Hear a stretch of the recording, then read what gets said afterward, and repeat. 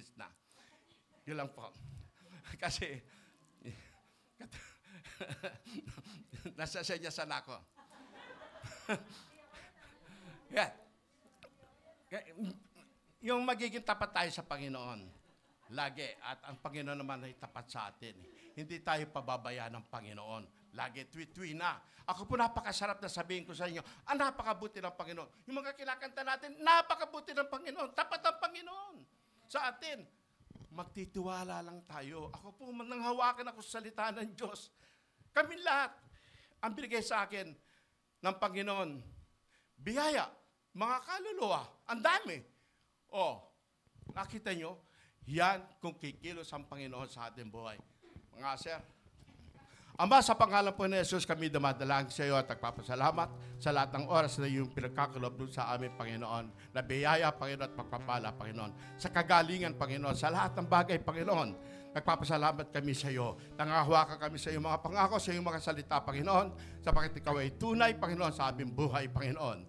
Huwag kami lalayo, Panginoon. Huwag kaming kakalawa o kakanan, Panginoon, kundi tumingin kami, ikaw o si Kristo, ikaw si Jesus, na tumitingin sa amin, na kami nagsasadal ng aming pananampalataya. Tulungan mo bawat isa, Panginoon, na magbibigay sa pangalan ni Jesus ang aking dalangin.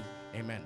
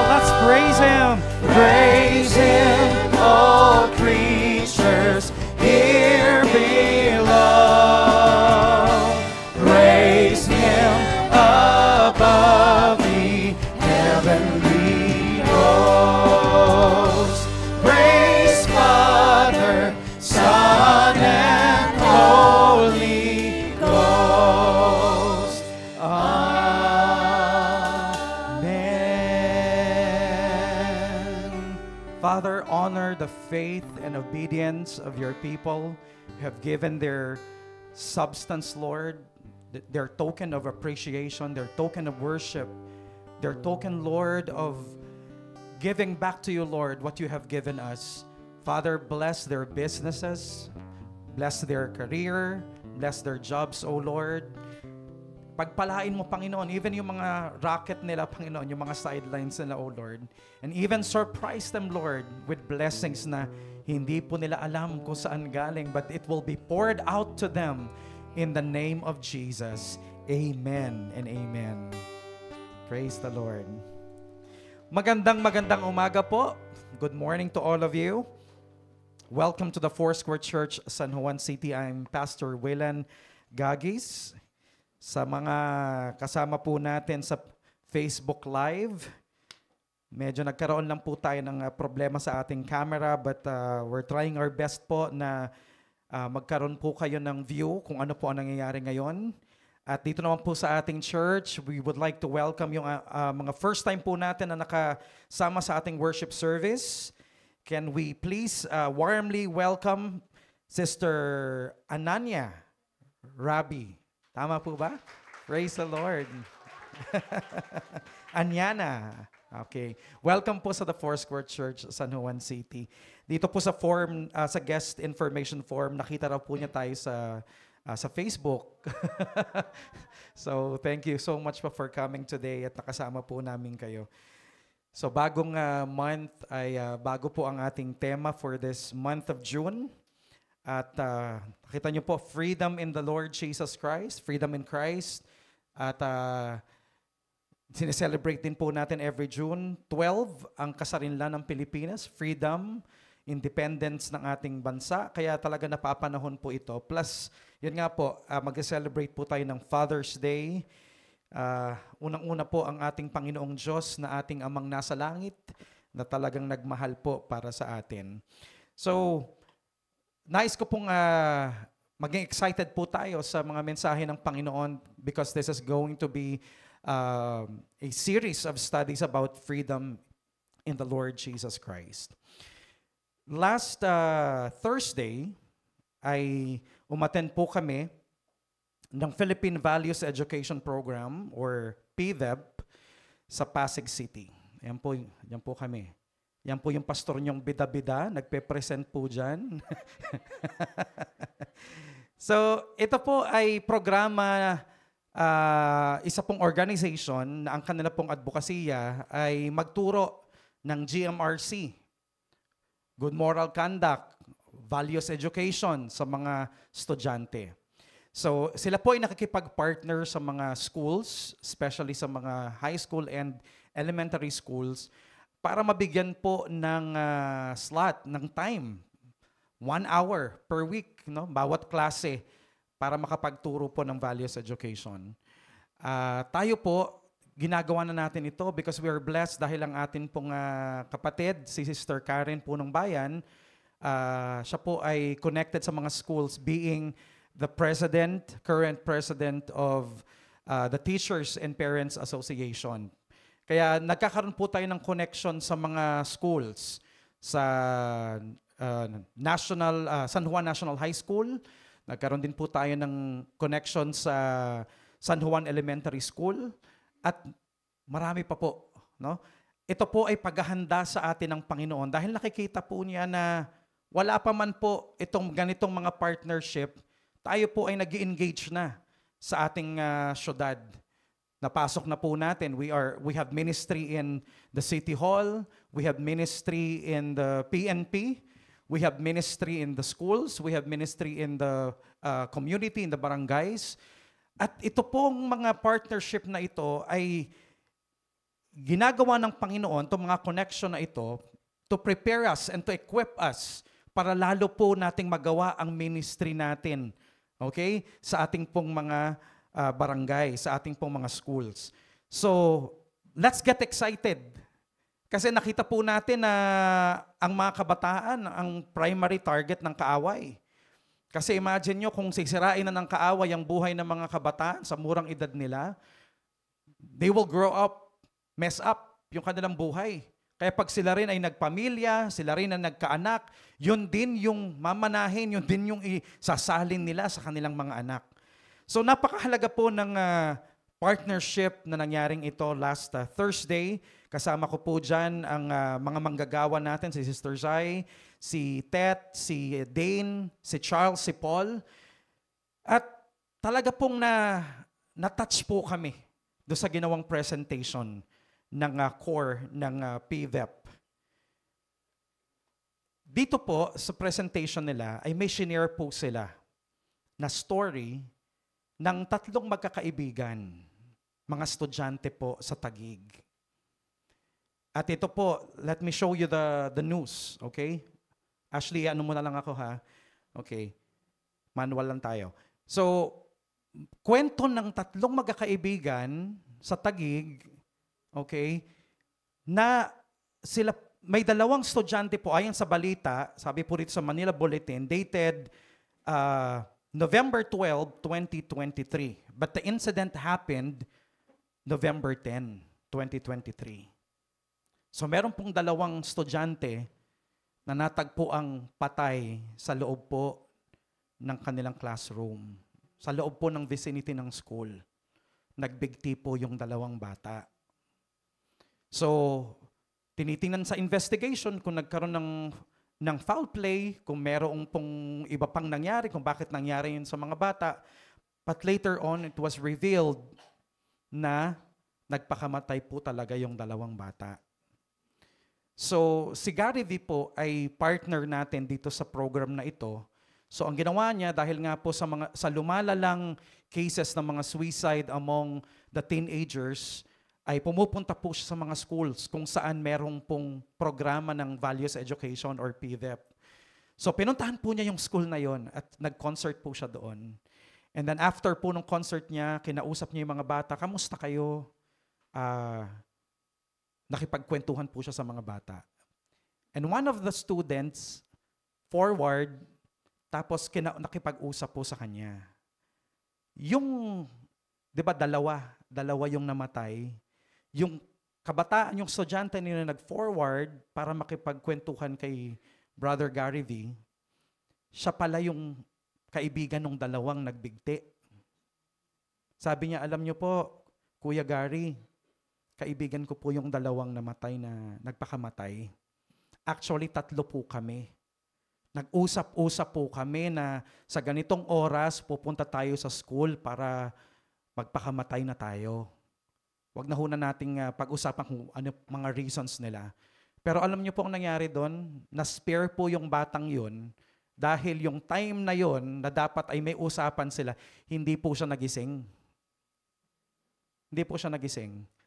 So, pinakita niya yung conversation nila doon sa kanilang GC, sa messenger nila, to prove na wala talagang foul play. Kaya ito po yung binabalita dito sa Manila Bulletin na wala pong foul play. No? Wala pong nanakit sa kanila, kundi sila mismo po, this is self-inflicted, yung kanila pong pagkamatay. Dahil po sa programa ng church na nagtuturo po ng values education sa school and through the help din ni Brother Gary V, na-save po itong estudyante na to at nagabayan po ng tama. At marami pa po silang ikinuwento sa amin ng mga success stories dahil po sa programang ito. So super pong nakaka-encourage na yung ganitong programa, yung church ay nagkakaroon po ng engagement, may mga ministries po tayo, nagiging relevant po tayo sa ating syudad, sa ating bansa. Kagagaling lang po natin sa topic natin na blessed is the nation whose God is the Lord. At doon po sa how many Sundays po na pinag-usapan natin ng topic na yan, blessed is the nation whose God is the Lord, pinarealize sa atin ng Panginoon na if we want to see our nation transformed, if we want to see the nation change, it has to start with us. Magsisimula po sa atin individually. Kapag ipinamuhay po natin ang salita ng Panginoon, kapag inalagaan po natin ang ating pamilya, nagko-contribute po tayo sa nation building. Alala niyo po, yung pag-build ng ating mga topic about our theme, Blessed is the nation whose God is the Lord. Iniwan natin yung question na what if hindi lang tayo personally ang blessed, but we multiply in 1,000,000 times at marami pang Pilipino ang makakilala sa Panginoon, marami pang mga Filipinos ang magpasakop sa paghahari ni Jesus Christ at sila mismo ay magbago ang buhay at pagbalik natin sa kanya-kanyang industriya natin, sa kanya-kanyang sektor natin. Some of us are working in the government. Some of us are working in the private sector. Anumang pillar of society kayo nagwo-work, pagbalik nyo doon, tapos may Jesus kayo sa puso nyo, you will be the salt and light in that place, in that company, in your business, in your school, in your community, in your family. At dahil doon, nasispread po natin yung hope, nasispread po natin yung good news ng Panginoon, nasispread po natin yung blessing hanggang sa buong nation na po natin ang mabless. Kaya, na-encourage po kami na itong mga estudyante na to, kapag tinuruan natin ng values education, pag lumaki po yan at naging mabuting mga citizen ng ating bansa, mabibless po ang Pilipinas, di po ba? Mabibless po sila. Hindi man 100% ng mga estudyanteng tuturuan natin, lahat ay tatanggap sa Panginoon. Hindi naman lahat ay tatanggap, pero dahil naturuan po natin sila ng kabutihang asal, ang goal po natin, maging mabuti po silang mamamayan ng ating bansa. Amen? Hindi man sila naging Kristiyano, hindi man natin sila nakasama sa church, but because natutuhan po nila ang good moral, natutuhan po nila ang values, nasabi po natin, di ba, nag-shape sa morality, napakahalaga po ng morality ng isang tao. At ano po ang mga nag-shape doon?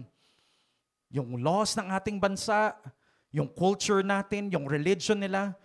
Pero kapag naturuan po natin sila ng values education, yung morality po nila, yung konsensya po nila ay tumatatag. Amen? Na alam po nila, meron silang moral compass na gagabay po sa kanila sa every decision na gagawin nila sa buhay. Tayo po as a church, kaya po natin ginagawa ito, kaya po tayo may mensahe every Sunday para mag-grow po tayo, mag-mature po tayo sa pagkakilala natin sa Panginoong Hesukristo upang matransform ang buhay natin, upang magkaroon tayo ng impact sa mga sphere of influence natin. Okay? Kaya po, tingnan niyo po itong next slide. Transform nation. Yung transform nation siya. Okay? Pinick up ko po yan doon sa aming natutuhan. So dahil po tayo ay magkakaroon ng impact, tinatawag tayo ng Panginoon, ng church natin, individually tayong lahat, paglabas natin ng church na ito, babalik tayo sa kanya-kanya nating mga trabaho, community, family, school, saan mang sector tayo nag-work to make an impact. Dala natin ang Panginoong Hesukristo, ang kanyang salita. We are empowered by the Holy Spirit. At pagbalik po natin sa kanya-kanya nating mga trabaho, gagawa po tayo ng impact. Kabisaduhin niyo po ito. This is very easy. No? Every Wednesday, pinagpipray po natin lagi itong 7 pillars of our society. A, B, C, D, E, F, G. Ganun lang kadali i-memorize. Sabi ko last Sunday, pwede po tayong mag-schedule ng ating prayer. No? 7 days a week. Pwede natin gawing Monday, letter A, arts. Isama na rin po natin dyan yung media, yung entertainment and sports. Letter B, business. Number 3, letter C, churches or religious group. Letter D is for doctors or the medical field, health sector. Number 5 is letter E, education, mga schools. Letter F is for the family or the communities. And then letter G is for government. Yan po, ang 7 sektor ng ating society kung saan tayo ay babalik. Lahat tayo involved dito. Bawat isa sa atin ay bahagi ng mga pillars na yan na tumataguyod sa ating bansa. At pag tayo po ay transformed personally, yung mga anak natin ay tinuruan po natin, lahat po yan, lahat tayo ay gagamitin ng Panginoon to create a positive impact, a positive change sa ating pong mga kinabibilangang sektor. The good thing is, tingnan niyo po ang ating church. Hindi na po tayo kailangang mag-adjust kasi ito po talaga ang mission natin. Right from the start of this church, yan na po ang ating mission. Let me remind you of our mission. At nais ko po, isapuso natin ito. Ayun po, nakapaskil po dyan sa ating photo frame. The Foursquare Church San Juan City is dedicated to lead people to an intimate and growing relationship with God through evangelism, discipleship, leadership development, and social engagement in all pillars of society for the glory of God. Yan po ang ating misyon. Yan po ang gagawin. Yan po yung statement of purpose natin. Bakit nag-i-exist ang church natin? Ito po ang gawain natin. Hanggat nagbuhay tayo at nag-i-exist itong church na to, kahit pagpalipat-lipat tayo ng location, ito po ang gagawin natin. Ang gagawin po natin ay i-lead ang mga tao na ma-restore po ang broken relationship nila sa Panginoon at mag-grow po ito, lalo silang mapalapit at mapamahal sa Panginoon. At magagawa po natin yan sa pamamagitan po ng pag-evangelize natin, pag-disciple natin, pag-develop natin sa kanila as they mature into leaders, yung pag-engage po natin sa iba't ibang pillars of society, dyan po natin matatagpuan itong mga tao na ito na ililid natin sa Panginoon. At sa lahat ng gawain natin sa iglesia, sa Diyos po ang kapurihan. To God be all the glory. Yan po ang ating mission. And to summarize that into one word, reconciliation. Naalala niyo po itong topic na to? Sa tema natin nung April. Sana po wag niyo makakalimutan lahat ng mga topic natin. Connected lahat ito. No? Connected lahat po ito. Yung sabi po natin na I am part of a whole. Tayo po ay bahagi ng isang malaking grupo. In an essence, tayo po ay bahagi ni Kristo. The body of Jesus Christ. We are part of Christ. We represent Christ. At sabi po, binigyan po tayo ng ministry ng Panginoon. 2 Corinthians 17:17 and the following verses, ang sabi po doon, God has entrusted us the ministry of reconciliation. Bakit? Bakit reconciliation? Pagbabati, pag-aayos. Dahil nilikha ng Panginoon ng tao na mayroong maayos na relationship sa Kanya sa simula. But because of sin, yung relationship na yun ay nasira. Napalayo ang tao sa Diyos, napahiwalay ang tao sa Diyos. Ang misyon ni Jesus Christ, sabi po sa Luke, the Son of Man came to seek and save the lost. Hanapin at iligtas, i-reconcile ang mga lost sheep ng Panginoon, ibalik into their proper relationship with God, to their intimate relationship, into growing relationship with God. Yun po ang misyon natin. Hanapin po yung mga taong napalayo sa Panginoon. Hanapin yung mga taong may broken relationship sa Panginoon because of sin at i-lead natin sila pabalik sa Panginoon. Ganon kasimple. Ganon kasimple yung description po ng ating ministry. Sabi po sa 2 Corinthians 5:17 through 20. Therefore, if anyone is in Christ, he is a new creation. The old has passed away. Behold, the new has come. All this is from God, who through Christ reconciled us to himself and gave us the ministry of reconciliation. That is, in Christ, God was reconciling the world to himself, not counting their trespasses against them, and entrusting to us the message of reconciliation. Hindi lang po yung ministry of reconciliation, but also the message. Our message to the people is reconciliation, pakikipagbati, pakikipag-ayos. Sabi kanina ni tatay na yung uso ngayon yung road rage. Pag gaganon po kainit ang ulo natin, hindi po reconciliation yun.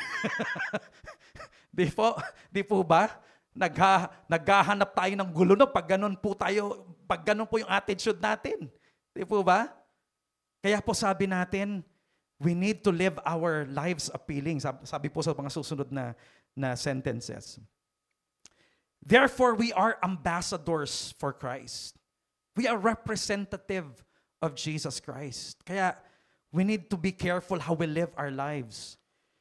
God making His appeal through us. Dahil tayo ang kanyang representatives, tayo ang kanyang ambassador, si Lord gagamitin tayo, si Lord ginagamit tayo to make an appeal to people para ma-restore sila sa Kanya. Magbalik loob sila sa Panginoon. We implore you on behalf of Christ, nakikiusap, tayo po, hindi mainit ang ulo natin, kundi nandun po yung pakiusap natin sa mga tao. Sinusuyo natin yung mga tao. We implore you on behalf of Christ, be reconciled to God. Tingnan niyo po ito. Di ba narinig natin yung ambassador? Pag, yung word na ambassador, hindi lang ginagamit yan sa mga dignitaries ng mga nations. Ginagamit din yan sa mga brands. Right? Ambassador ng bench, ambassador ng ganitong perfume. Kasi nire-represent nila yung brand na yon. May kontrata sila. Kaya, doon sa kontrata na yon, kailangang ingatan nila ang kanilang image. Tama? Nababalitaan nyo minsan yung mga artisang na-involved sa mga scandals, na-terminate yung contract nila. Bakit? Affected yung yung brand na nire-represent nila. Oh, tayo pala parang mga mga models, mga ambassadors. Pero hindi ng produkto, ng kung anong produkto. But we are ambassadors of Jesus Christ. We are ambassador of the Lord, of the kingdom of God. We represent the name of Jesus, the beautiful, wonderful, and powerful name of Jesus. So we must live our lives appealing. Ayan, kaya kailangan lagi tayo parang ganun no? Parang kailangan kung ikaw ay ambassador kunyari ng din, ano bang mga brand yung magaganda? Kunyari, Uniqlo, di ba? Kailangan, lagi mong susuotin ito, Uniqlo to So kailangan, laging nakaayos ka.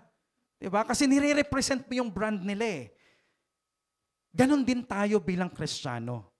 Hindi man sa pananamit natin, but kung ano po yung attitude o yung character ng mga citizens ng kingdom ng Panginoon o kung ano yung character ni Jesus Christ, yung po yung pinapakita natin, yung po yung ipinapamuhay natin kasi nire-represent natin siya. Okay? Pero ano kaya kung ganito? Sige, Ashley. Paano kaya yan, no? Kung ganyan na magre-represent, no? Sasabihin, no? Jesus loves you. Palitan mo nga ng picture ng bubuno tayo ng Palitan natin ng picture. Di ba? Sabihin mo, Jesus loves you. Let me help you. I'll show you the way. You must change. Pero ayan prisoner ka. May appeal kaya yun? May dating kaya yung sasabihin mo sa tao na, ay mahal ka ni Jesus. Tutulungan kita, mapalapit sa Panginoon. I'll show you the way. Alam mo, kailangan mong magbago. Pero ikaw, nakakulong. Alam mo, only in the Philippines. I don't know, sa ibang sa ibang bansa. But only in the Philippines. Ito, wala akong tinitirang sorry po. Wala po akong intention na na political tong sasabihin ko. But only in the Philippines. Imagine nyo may kaso, convicted, nakakulong. Pero tumatakbo pa rin sa Diba? May position pa rin, nakakaran pa rin sila sa office. Doon sila nagsiserve sila as senator, as Pero nakakulong sila. Paano kaya yun, no? Kasi tinan nyo, kung si pastor ay isang preso, magiging powerful po kaya? Gusto nyo ba? Parang gano'n, no? Nandun ako nagme-message, nasa loob ako ng kulungan, tas andito kayo. Tas yung ko, Yung video ko lang yung pinapanood nyo, nasa loob ako ng kulungan. Diba? Tapos tinuturuan ko kayo. Paano ako magiging effective na mensahero ng Diyos kung ako ay isang preso? Don't get me wrong, syempre, sa panahon ngayon na tayo po ay may prison ministry din, marami na nakakakilala sa Panginoon ng mga prisoners o yung tinatawag natin na persons deprived of liberty. Yun ang tawag. Pag hindi pa convicted, hindi pa natatransfer sa munti, nakakulong lang dyan sa city jail dahil ang sentensya lang ay sabihin nating months lang. Okay? PDL ang tawag, no? Person deprived of liberty. Nakakilala rin sila sa Panginoon. Maaring nakakulong sila sa rehas, pero spiritually, they are free. Right? Hindi yun ang pinag-uusapan natin. Pero paano yung mga tao na sinasabi nilang sila ay Kristiyano, tapos nagpipreach or nangangaral, pero sila mismo ay prisoners of their lust, prisoners of sin, hindi ho magiging effective yung mensahe nila. Kaya, ano sabi ng mga tao? Pag nagsabi ka, Jesus loves you, ayan.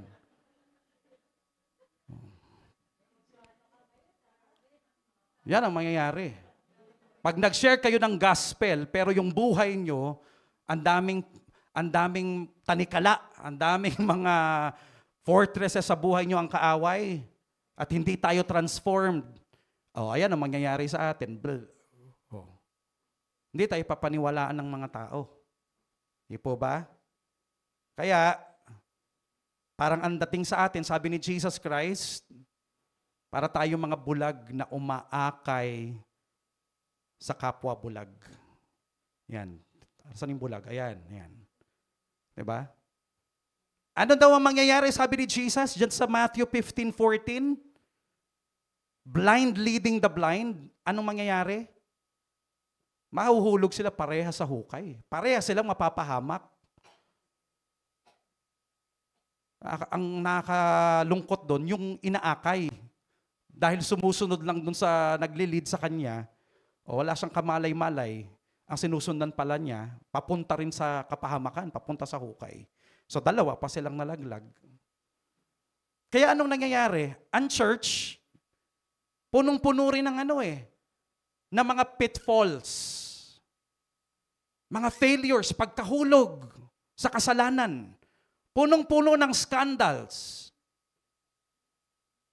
Dahil may mga tao na hindi pa released, hindi pa healed, hindi pa transformed. May mga tao po, may mga Kristiyano na hanggang ngayon, sila po ay preso pa rin, prisoner pa rin ng iba't ibang mga kasalanan. May mga chains pa rin, may mga kadena pa rin ang kaaway sa kanilang buhay. When in fact, pinalaya na kayo ng Panginoon. Pinalaya na tayo ng Panginoon. So, ito sana ang ideal. Diba? Yan. Diba? Yan ang ideal. Kapag wala yung mga prison bars, wala yung mga rehas, pag nagsabi ng, Jesus loves you, let me help you, I'll show you the way, you must change, ay maniniwala po ang mga tao. Palitan naman natin, nasasawa na sila. Kaya lumalago ang church. Right? Tama po ba? Paano pa kaya kung hindi lang si pastor? Pati kayo, lahat tayo, ay maging malaya na sa anumang mga tanikala, anumang mga prison na nilagay ng kaaway sa buhay natin o umaalipin sa atin. Kung tayo ay magiging malayang lahat, pag nag-share po tayo ng mabuting balita at nakita nila yung pinatututuhanan ng ating buhay, yung message natin, nag-jive po, no?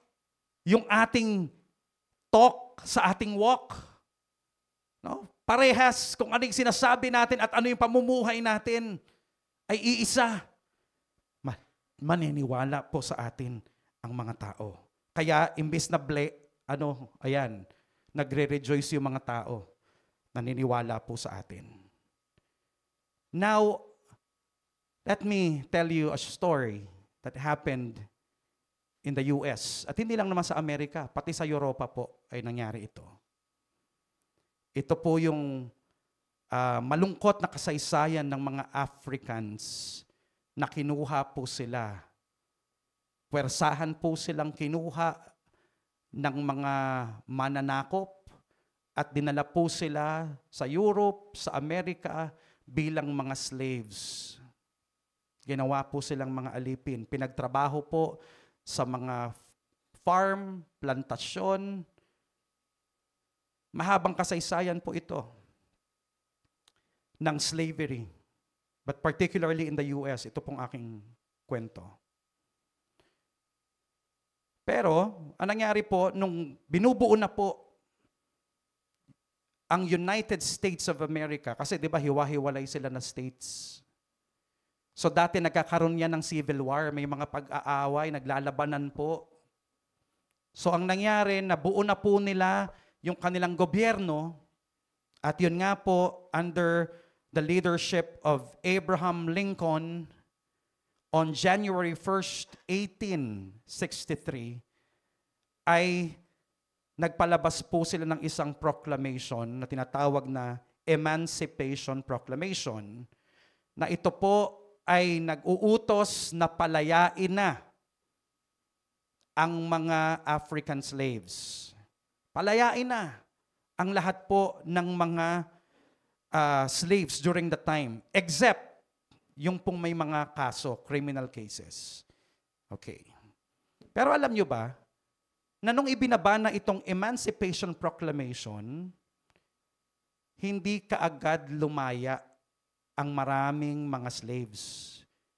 Marami pa rin sa mga slaves sa iba't ibang states ang hindi po nakaranas ng kalayaan kahit na po ipinag-utos na ito under the Emancipation Proclamation. Until on January 31st, 1865, ay nagpasa ang Congress, ang American Congress, ng 13th Amendment. Yan po ang tawag dun sa ibinaba po nila. 13th Amendment, na ina-abolish po ang slavery in the United States of America. At na-ratify po ito noong December 6, 1865. So imagine po ninyo, 2 years and a half pa po ang tinagal nung ibang mga slaves nung 1863 sinabi na malaya na kayo, inuutusan na yung mga slave masters, palayain na yung mga slaves. Pero imagine mo, it took 2.5 years na marami pa ring slaves ang nanatiling mga alipin hanggang sa ibinaba po yung 13th Amendment at na-ratify noong December 6, 1865. At hindi lang po yan. Dahil nga marami pa, yung communication during that time ay hindi pa po ganong ka-high-tech, kabilis. Marami pong mga states or lugar ang hindi po nakabalita. Hindi po alam itong amendment na ito or ito pong proclamation na ito.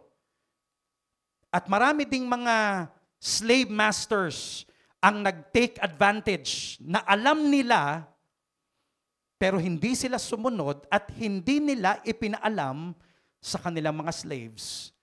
Kasi pag nalaman nga naman ng mga slaves ang karapatan nila, edi wala na silang slaves, mag-aalisan na po yung mga slaves. So napakahaba po. Kaya may mga may mga movies tayo. I don't know kung nakapanood po kayo ng mga ganitong mga movie, katulad yung movie ni Brad Pitt. 'Di ba? Na may mga kasama po silang mga African American, tapos nagtatrabaho po sila sa isang mayaman family, no? So it's a long story of slavery. Meron ng proclamation, pero marami pa ring slaves ang nanatiling slave. Spiritually speaking, nangyayari pa rin po yung ganitong kwento. Because more than 2,000 years ago, nung dumating po si Jesus Christ, He proclaimed the message of liberty. Sabi po ni Jesus Christ, nung binasa po niya yung scroll ni Isaiah sa Luke chapter 4, sabi niya, "The Spirit of the Lord is upon me, because He anointed me to preach the gospel to the poor, to bring sight to the blind, to set the captives free." To set the captives free, and to declare, to proclaim the Jubilee year of the Lord. Alam nyo kung i-research nyo kung ano yung Jubilee year of the Lord sa Old Testament? Ito po every 50 years. Every 50 years, kung ikaw ay may utang, kapag inabutan niya ng Jubilee year, forfeited na yon. Thank you na yon. So, ganun pala dapat tayo, no? Pag may utang kayo, paabutin nyo na 50 years. Kung buhay pa yung pinagkautangan nyo. Pero ganun po ang utos ng Lord sa kanila. May tinatawag na Jubilee year. No? Yung sanglamong lupa, pag inabutan niya ng Jubilee year, lahat yan ibabalik sa may-ari. Kung ikaw ay slave, kasi nung time na yon, alam nyo, iba po ang slavery sa Bible, ha. Hindi po ito equal yung nababasa nating slavery sa Bible ay hindi po yung katulad ng kinukwento ko kaninang slavery. Okay? Ang slavery po sa Bible ay marangal. Kasi baka sabihin nyo, bakit naman ang Diyos ng Bible ay advocate ng slavery or tinotolerate condoning slavery? Hindi po. Iba ho ang slavery sa Bible. Kasi sa Bible, kapag ikaw ay mahirap and you cannot support yourself or your family, pwede ka pong magtrabaho as a slave para suportahan mo yung sarili mo. Kapalit po ng paglilingkod mo sa isang pamilyang mayaman, sila po susuportahan kanila, pakainin kanila, bibigyan kanila ng shelter. Kung hindi lang yung parents, pati yung mga anak, pwede rin doon. Titira kayo doon, pero maglilingkod na kayo doon sa family. Ganon po ang slavery noong unang panahon. Way din siya ng Panginoon to support people. Hindi po yan yung ganitong nangyari sa mga Africans na pwersahan po silang kinuha, tapos pinagtrabaho sila at inabuse po sila. Hindi po ganon. Nung dumating po si Jesus Christ, He proclaimed the message of liberty. Pinreach po niya yung message of freedom. And when Jesus died on the cross at sinagaw po niya yung it is finished, hindi lang po yung kalayaan ng mga tao sa mga sakit or ano paman, kalayaan sa masamang spirito, kalayaan sa kasalanan. Spiritual freedom. Because sinatisfy ni Jesus Christ yung justice ng Panginoong Diyos. Kaya po ang lahat ng tumanggap sa Kanya at nagpailalim sa Kanyang paghahari ay pinalaya na ng Panginoon. Sabi ni Jesus Christ sa John 8:32, "And you will know the truth, and the truth will set you free." Yung truth na sinasabi dito na magpapalaya ay hindi lamang yung salita ni Jesus na katotohanan, yung mensahe at katuruan ni Jesus na katotohanan, but going back previous chapters, in chapter 6 verse 14, ano po sabi ni Jesus Christ? "I am the way, the truth." Jesus Christ Himself is the truth. Hindi lang nagsasabi ng katotohanan si Jesus, but Jesus Himself is the embodiment of truth. Tapos dito rin po sa John 8:36, sabi po niya, same chapter, "So if the Son sets you free, you will be free indeed." Kapag pinalaya ka na ni Jesus, ikaw nga ay tunay ng malaya. So, this is good news. Ito po yung mabuting balita. No? There is freedom in Christ. Sa lahat ng tao na nakabilanggo at gapos ng kasalanan, this is good news. The coming of Jesus Christ, His death on the cross, His resurrection is good news to all of us because Jesus offers freedom. Amen? Freedom, kalayaan. Pero ilang po sa atin, mga minamahal kong kapatid at magulang, tinanggap na po natin ang Panginoong Jesus. Pero ang iba sa atin parang yung mga slaves, nananatili pa rin, namumuhay pa rin na mga prisoners. Diniklara na, pinroclaim na ng Panginoong Diyos ang kalayaan because of the finished work of Jesus Christ. Pero marami pa rin na mga Kristiyano ang namumuhay pa rin sa likod ng mga rehas at mga kadena, tanikala ng kaaway. Di po ba yung mga convicted, nasisentensyahan po sila? Depende po sa gravity ng kanilang ginawa or sa offense or violation na ginawa nila, doon po ang magdidetermine ng penalty nila. Magkano po yung fine na babayaran nila? At gaano katagal sila na makukulong? Mga kapatid, ang tanong,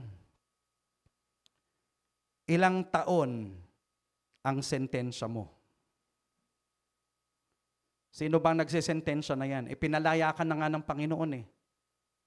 Tinapos na ni Jesus Christ eh. Namatay siya sa krus ng Kalbaryo para palayain tayo eh. Tayo ang nagsisentensya sa sarili natin eh. Bigyan ko po kayo ng ilang segundo or perhaps a minute. Isipin nga po natin yung sarili natin. Ano ba yung mga bagay, mga bad habits na maaaring umaalipin po sa atin? Mga bagay na nagpa-paralyze po sa atin para hindi maging normal ang ating buhay. Takot, anxiety, depression. Yung takot po dahil hindi ka makalabas-labas dahil laki ng utang mo. Di ba? May mga tao kang kagalit. May bitterness, may resentment. Or maaaring may mga nangyari sa past mo, sa childhood mo. Mga experiences na hanggang ngayon hinahunting ka. Maaaring mga kasalanang nagawa mo noong hindi ka pa Kristiyano, hanggang ngayon nararamdaman mo pa rin yung guilt, hindi mo pa rin ma-release yung sarili mo. That paralyzes you. Kaya hindi maging normal yung pamumuhay mo because may takot, nandyan yung pangamba. Because of yung mga habit na ito na ginagawa mo, hindi maging normal yung buhay mo, hindi mo magawa yung ipinagagawa sa iyo ng Panginoon. Kapatid, pinalaya ka na ng Lord eh. Tinapos na ni Jesus Christ yung sentensya, yung penalty na dapat para sa iyo, inako na ni Jesus Christ eh. Malaya ka na. Wala nang case para sa iyo. Romans chapter 8, wala na eh. Wala nang case para sa iyo. Wala nang ma-accuse sa iyo kasi binayaran na ni Jesus. Malinis na ang slate mo. Kapatid, kung hanggang ngayon nandyan ka pa rin sa tanika lang yan, nandyan ka pa rin sa preso na yan, ikaw na eh. Ikaw nang nagbibigay ng sentensya sa sarili mo eh. Ilan bang taon ang sinintensya mo sa sarili mo? Ilang taong ka na dyan sa habit mo na yan? Hindi ka ba napapagod? Hindi ka ba nasasawa? Hanggang kailan mo ba gusto? Pinalaya ka na ng Lord eh. Pero dyan ka pa rin. Kaya alam nyo po, dapat, gito na tayo. Yan na.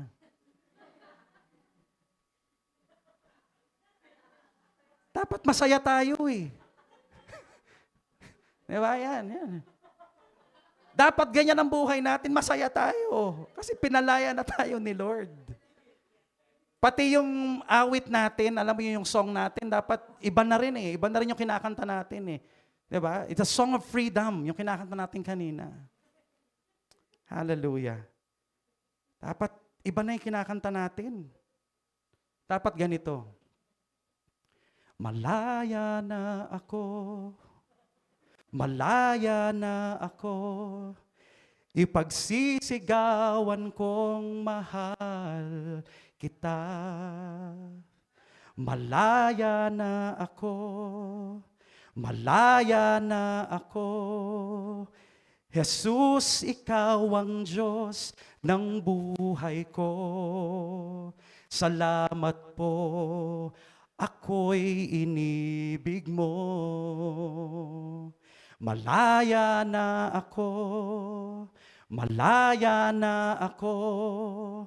Jesus, ako ay susunod sa'yo. Malaya na ako, malaya na ako. Jesus, ako'y maglilingkod sa'yo. Salamat po, ako'y inibig mo. Dapat gano'n na tayo. Amen? Palakpakan nga po natin ang Panginoon. Hallelujah. Dapat everyday masaya na tayo kasi pinalaya na tayo ng Panginoon. Sabi po sa ating text, Galatians 5 verse 1, for freedom Christ has set us free. Stand firm therefore, and do not submit again to a yoke of slavery. Pinalaya na tayo ng Panginoon para tunay ngang maging malaya na tayo. Ang gagawin natin ngayon, i-reinforce natin, maninindigan tayo doon sa kalayaang ibinigay sa atin ng Panginoon. Stand firm doon sa freedom, sa liberty na binigay sa atin ng Panginoon. At huwag na muli tayong magpaalipin pa sa anumang mga bagay na mag-i-enslave sa atin. So tayo po, tayong unang kinakausap ng Panginoon. Pupunta tayo, babalik tayo doon sa mga sectors na pinagtatrabahuhan natin. God wants us to make an impact, to be a blessing to those places. Pero paano tayo magiging pagpapala kung tayo mismo napaparalyze ng fear? Tayo mismo hindi tayo makapag-share kasi lagi ka na lang, ko. Hindi mo ma-open yung mouth mo kasi mismo ikaw na, yung guilt mo nandyan. Paano ka makakapag-share? Ikaw nga mismo, alam mo sa sarili mo na nandun pa yung tanikala ng kaaway sa buhay mo. So tayo po, ang unang kinakausap ng Panginoon, be free. Tayong kailangan magkaroon ng total, complete na freedom sa Panginoong Hesukristo. Si Jesus lang po ang makapagbibigay sa atin yan by the power of the Holy Spirit. And second, how about those people who have not heard the proclamation? Paano naman yung ibang mga tao? Hindi pa nila alam yung tungkol sa mabuting balita na nag-proclaim na si Lord ng emancipation, ng kalayaan para sa buong mundo. Kailangan lang tanggapin nila ang Panginoon. Kailangan po, i-share po natin ang good news. Next, i-share po natin ang good news. Lakasan po natin, ipag-ingay po natin that there is freedom in Jesus Christ. Amen. Palakpakan po natin ang Panginoon. Pwede po bang tawagan yung ating mga deacons and deaconesses as we commemorate and remember the finished work of Jesus Christ, the victory of Jesus Christ on the cross. At sa ating pong pag-partake ng communion, alalahanin po natin yung ginawa ng yung sacrifice niya para tayo po ay maging malaya. Kaya wag nating hayaan ang dyablo ay patuloy tayong alipinin. na patuloy tayong maging slave ng sin o ng mga bagay po na pipigil sa atin para maglingkod sa Panginoon. I-desire po natin na tayo po ay maging completely freed. Amen. Because it took the Lamb of God. It took the blood of Jesus. It took the body of Jesus Christ para tayo po ay lumaya. Tayo po ay patawarin ng Panginoon. Ang sinumang pong tumanggap sa Panginoon ay inaanyayahan po namin na makiisa sa banal na hapunang ito. 1 Corinthians 11 verse 23 to 26. For I received from the Lord that which I also delivered to you, that the Lord Jesus on the same night in which he was betrayed took bread. And when he had given thanks, he broke it and said, Take, eat, this is my body which is broken for you. Do this in remembrance of me. In the same manner, he also took the cup after supper, saying, This cup is the new covenant in my blood. This do as often as you drink it in remembrance of me. For as often as you eat this bread and drink this cup, you proclaim the Lord's death till he comes.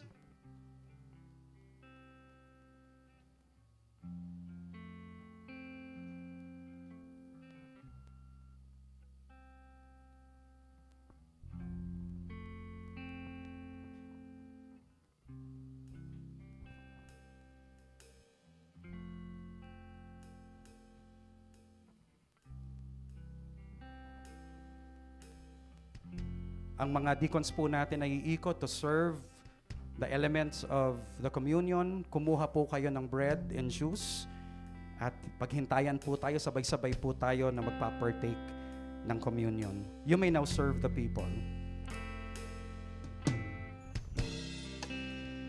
Yes, Lord. Habang tayo po ay kumukuha ng mga emblem, tayo po ay manatiling nag-worship sa Panginoon. Amazing grace, how sweet the sound that saved a wretch like me. I once was lost, but now I'm found. Was blind, but now I see. Amazing grace, how sweet the sound that saved a wretch like me. I once was lost, but now I'm found.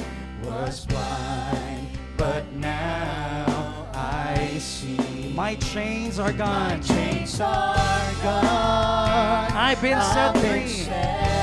Yes, Lord. My God, my Savior, has ransomed me. And like a flood, His mercy reigns. Unending love, amazing grace. 'Twas grace that taught my heart to fear, and grace my fears relieve.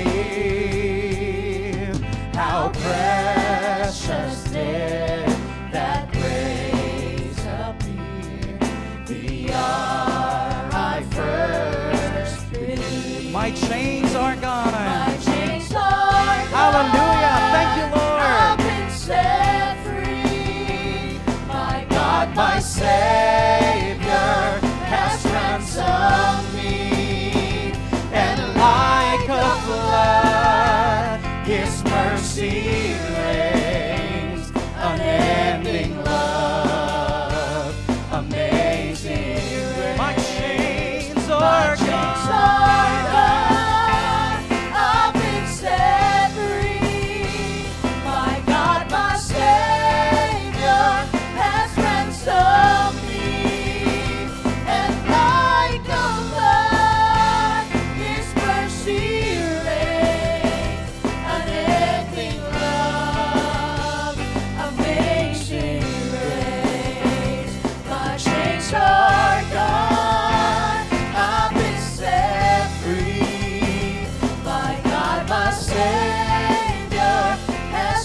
Lord, for rescuing us and setting us free. His mercy reigns, unending love, amazing. Once again, hallelujah. My chains are gone, I've been set free. My God, my Savior, has ransomed me, and like a flood, His mercy reigns. Unending love, amazing grace. Hawak-hawak po natin ang tinapay na sumisimbolo sa katawan ni Jesus na nagkaluray-luray, nagkasugat-sugat. Father, thank you so much for sending your only Son, the treasure of heaven, the most prized possession, Lord, of heaven. Inyo po ipinagkait ang inyong anak, Panginoon, but you delivered Him up for us all. Thank you, Lord Jesus, for your sacrifice, for taking all the insults, taking all the blows, taking all the pain and suffering, O Lord, and the death na dapat ay para sa amin. Kami, Lord, ang nag-violate ng law. Kami, Lord, ang hindi namuhay ayon sa iyong kalooban. Kami po ang dapat parusahan. Kami po ang dapat na makulong at tumanggap ng penalty. But Lord Jesus, you took everything, all the penalty upon yourself. And in exchange, Lord, binigyan mo po kami ng healing. Binigyan mo po kami, Panginoon, ng kaligtasan. So we thank you, Lord. We worship you. We praise you, Lord, for what you have done for us on the cross. At sa lahat po ng may sakit, sa lahat po ng may mga karamdaman, Panginoon, sa aming pagpartake ng bread, Lord, by faith, we believe that by your stripes, we are healed. Sa lahat po ng mga kapatiran namin, even yung mga nanonood po sa amin who are in the hospital or at home, Panginoon, na meron po silang sakit, kaya hindi po sila naka-attend ng church, Lord, in the name of Jesus, as we partake of the bread, we are sending forth your words of healing upon them, O Lord, and we claim it in Jesus' name. Let's eat the bread.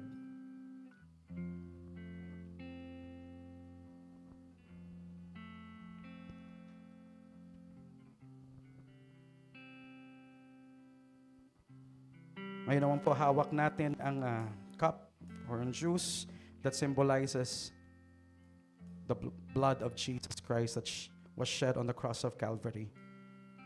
Yung pong dugo ni Jesus Christ, ang price na ipinambayad po. Yung ransom money na ipinambayad po ng Diyos para tayo ay maging malaya. Because of sin, we are slaves in the kingdom of darkness. Nandun po tayo sa slave market, under ni Satanas. Because of sin. But because of the blood of Jesus Christ, tinubos po tayo. Niredeem po tayo ng Panginoon. Kinuha na po tayo ng Panginoon. Binili na po tayo ng Lord. Hindi na po tayo under the kingdom of darkness. Hindi na po tayo slaves of Satan. But now, we are children of God. Tayo ay malayang mga anak ng Diyos because of the blood of Jesus. Let's worship Him, Lord. Thank you so much. Thank you so much. We bless you, Lord, for your love, for your grace, O Lord, for your mercy. Hindi po kami karapat-dapat, Panginoon. Pero pinili mo kami, minahal mo kami, Panginoon. Nilinis mo kami, pinatawad mo kami, Panginoon.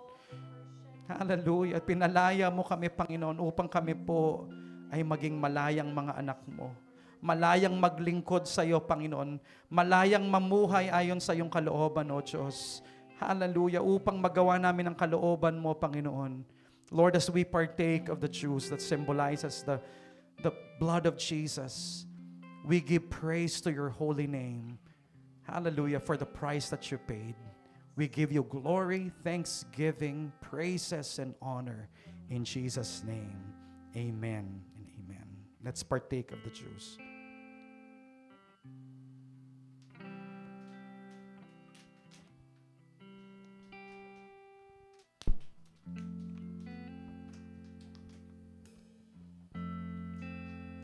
Hallelujah.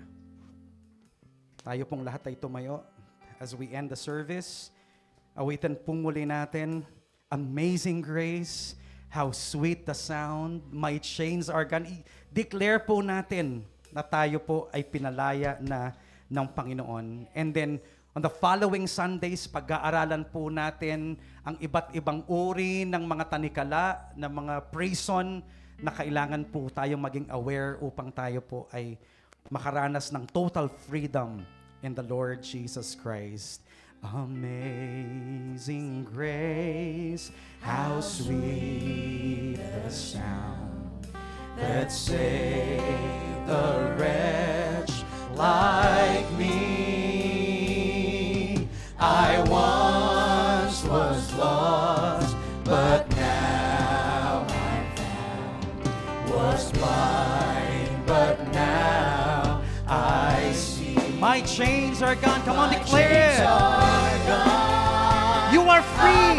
Set free. Hallelujah. My God, my Savior, has ransomed me. And like a flood, His mercy reigns, unending love. Amazing grace. Amazing grace. My chains are gone.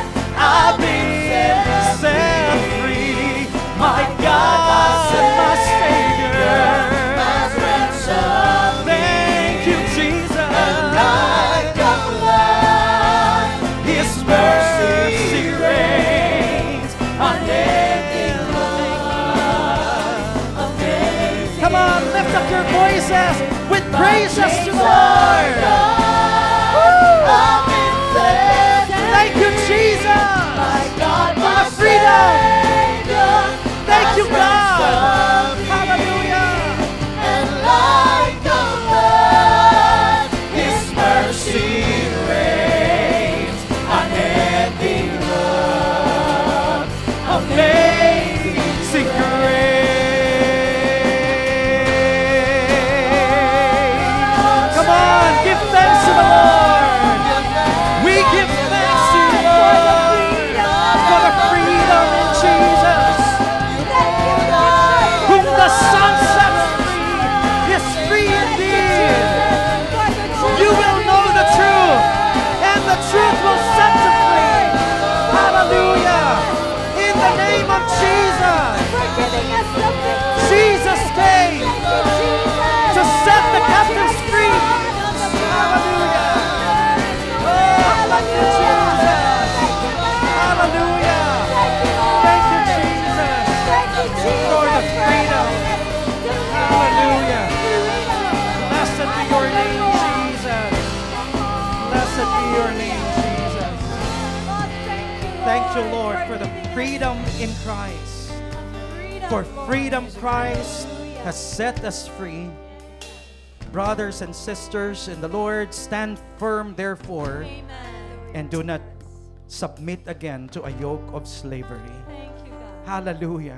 Panginoon, salamat po dahil nililid mo kami sa path of freedom.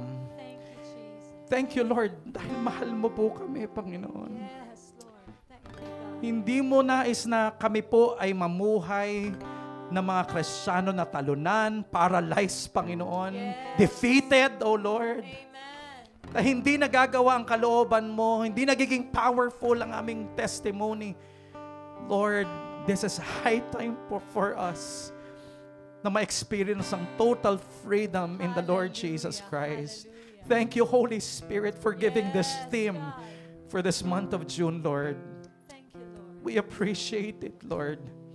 At ngayon, Panginoon, ibuhos mo ang blessing mo, Panginoon, sa iyong mga anak na ngayon po ay nagdi-desire.